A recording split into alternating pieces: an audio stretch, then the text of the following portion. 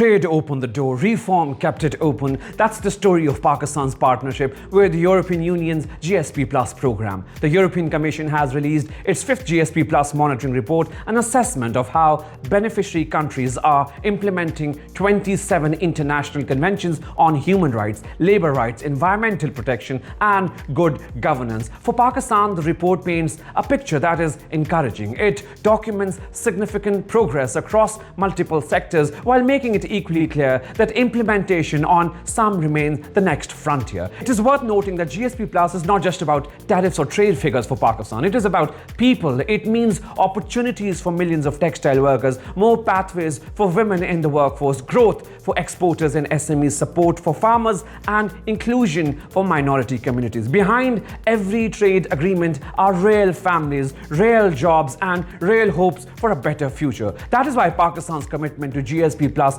remains firm. So what exactly does Europe's latest report card say about Pakistan? Pakistan remains European Union's largest beneficiary of GSP Plus trade scheme. That isn't just another statistic. It's a vote of confidence in a decade-long partnership built not only on trade but on reform. In 2024 alone, Pakistan exported 7.5 billion euros worth of GSP Plus eligible goods to European Union, saving nearly 732 million euros in tariffs. Pakistan also achieved an impressive utilization rate of over 95%, highlighting its effective use of trade advantages offered under the program. More importantly, Pakistan continues to meet the core legal requirements of the program by maintaining ratification of all 27 international conventions governing human rights, labor rights, environmental protection, and good governance. And as the EU prepares to introduce a more comprehensive GSP Plus framework after 2027, expanding compliance requirements from 27 to 32 international conventions, Pakistan is not starting from scratch. It is already laying the institutional foundations for the next phase of reform. The report itself acknowledges that Pakistan has made important institutional and legislative progress over the past 3 years. Perhaps the most significant achievement was the National Commission for Human Rights obtaining internationally recognized A status accreditation, placing Pakistan's human rights institution among most credible national bodies globally. On judicial reforms, Pakistan continued its de facto moratorium on executions, with no executions carried out since 2019. The scope of capital punishment has been reduced by removing 4 offences from death penalty provisions, while a comprehensive national prison reforms action plan is now being implemented across provinces. Women's rights also witnessed landmark progress. The report recognizes the passage of Domestic Violence Prevention and Protection Act for Islamabad, complementing similar legal protections across all provinces. Pakistan also recorded its first ever conviction for marital rape in Sindh, an important judicial milestone in implementing international commitments under CEDAW. Alongside this, authorities introduced the National Strategy on Technology-Facilitated Gender-Based Violence aimed at combating online abuse against women and vulnerable groups. Child protection reforms have accelerated as well. New legislation raising or enforcing the legal age of marriage has now been introduced in Islamabad, Punjab, and Balochistan, representing significant progress in addressing child marriage.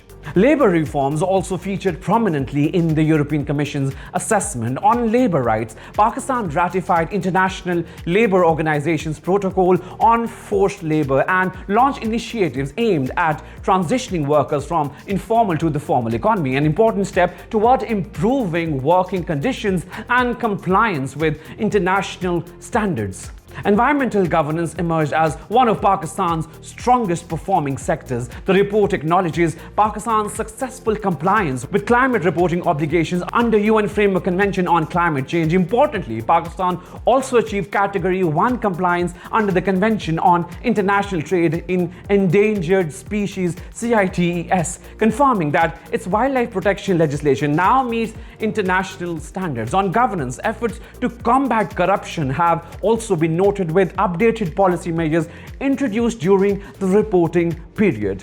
These are not isolated reforms. They are signs of country-building institutions, not just passing laws. But no serious report ignores challenges, and neither should we. The European Commission raises concerns over labour enforcement, education, minority protections, freedom of expression, and implementation of existing laws. Those concerns are real. But here's what deserves equal attention. The report is no longer about Pakistan's reforms. It is about acceleration. That is a crucial distinction. The debate has shifted from legislation to execution, from drafting laws to making sure those laws deliver results on the ground.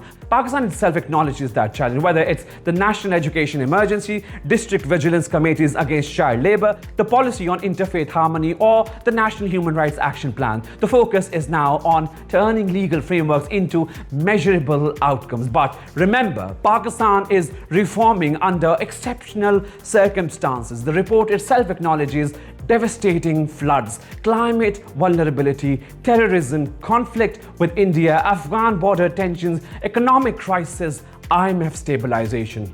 Yet despite these pressures, Pakistan avoided default, continued reforms, passed legislation, ratified conventions, expanded institutions. That shows resilience and commitment to its reform agenda under GSP Plus commitments. The purpose of GSP Plus has never been to reward perfection. It was created to encourage continuous reforms through engagement, accountability, and partnership.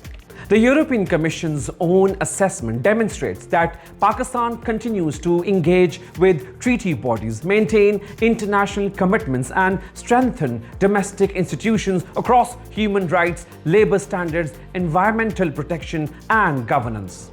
With the post-2027 framework expanding to 32 international conventions, Pakistan has already begun preparing through its National Human Rights Action Plan 2026-2029, provincial labor reforms, climate implementation strategies, and institutional strengthening initiatives. Rather than signaling disengagement, the report points towards a country that is building administrative capacity needed for the next phase of compliance.